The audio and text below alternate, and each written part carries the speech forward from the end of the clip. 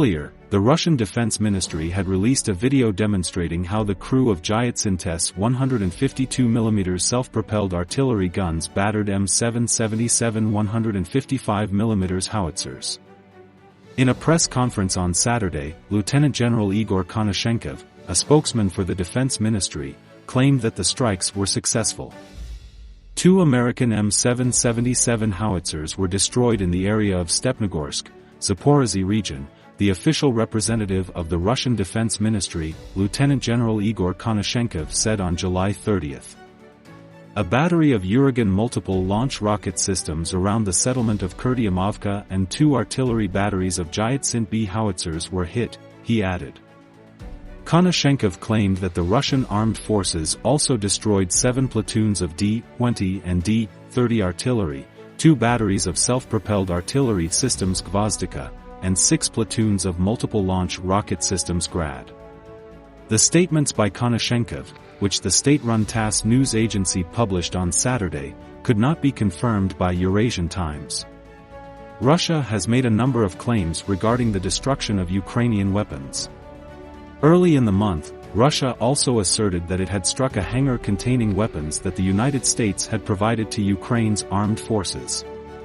The spokesperson for the Defense Ministry then alleged that the hangar was home to American 155mm M777 howitzers and up to 30 Ukrainian militants shelling residential areas of Donetsk. The howitzers were part of an $800 million weapons package introduced by the Biden administration in April, which also included armored personnel carriers, helicopters, and tens of thousands of artillery rounds. The United States has increased its military assistance to Ukraine.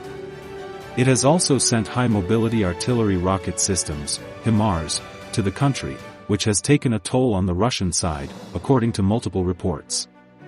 Recently, Russia claimed to have eliminated 4 HIMARS, or M142 high-mobility artillery rocket systems, in a battle of claims and counterclaims.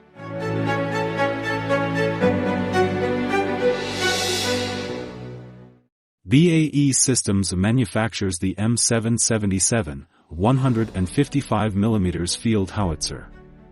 The M777 employs NATO-standard 155mm shells, a step up from Ukraine's 122 and 152mm artillery pieces. With a firing range of 40 kilometers, it can fire Excalibur-guided shells.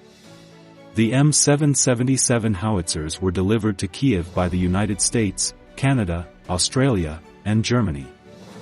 The majority of the M777s that the U.S. donated to Ukraine belonged to U.S. Marine Corps, which were rendered obsolete. There are still over 1,000 M777s owned by the Marines and the U.S. Army. It's conceivable that some of them could be supplied to Ukraine. In June, an independent Russian news outlet revealed that the number of weapons and military vehicles destroyed in Ukraine by Moscow was more than Kiev had in its arsenal. The new weapon systems delivered by the West are helping Ukraine battle and thwart Russian aggression. The efficiency of HIMARS has especially been praised. A top Ukrainian official recently claimed that Russia's billion-dollar S-400 missile defense system was incapable of intercepting the HIMARS. Due to HIMARS's ability to shoot targets up to 50 miles away, Ukrainian forces can fire from a great distance and retreat before a counterattack. According to a Pentagon official, they have prevented Russia from achieving air superiority in the conflict. In early May, Ukrainian forces reportedly wreaked havoc on Russian positions with their brand-new, ultralight M777 howitzers. However, the recent footages and claims from the Russian ministry indicate losses are being suffered on both sides. That is not to say that losses are not being sustained on both sides. They are, both in terms of forces but also in terms of equipment and weapon systems, said a senior U.S. official during a Pentagon press briefing. It's a real gunfight in the Donbass, literally, with artillery being exchanged every single day and the Russians continuing to fly airstrikes, he said.